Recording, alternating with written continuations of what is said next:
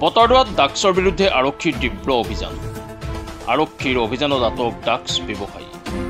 উদ্ধাৰ ড্ৰাগছসহ নগদ ধন। আৰক্ষীৰ গোপন অভিযানত আটক কৰে ড্ৰাগছ সৰবৰাহকাৰী আবুল কাছেমক।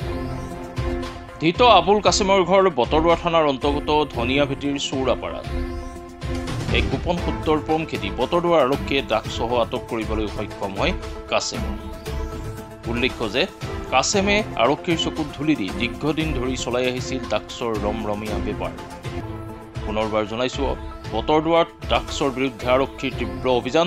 আৰক্ষীৰ অভিযানত আটক ড্ৰাগছ ব্যৱসায়ী। উদ্ধাৰ ড্ৰাগছসহ নগদ ধন। আৰক্ষীৰ গোপন অভিযানত আটক কৰে ড্ৰাগছ সৰবৰাহকাৰী আবুল কাছেমক। ধৃত আবুল কাছেমৰ ঘৰ বতৰদোৱা থানাৰ অন্তৰ্গত ধনিয়াভেটিৰ চৌৰাপাৰাত।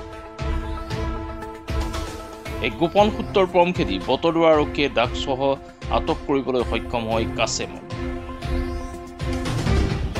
উল্লেখ্য যে কাছেমে আৰক্ষীৰ চকুত ধূলি দি দীৰ্ঘদিন ধৰি চলাই আহিছিল ড্ৰাগছৰ ৰমৰমীয়া বেপাৰ।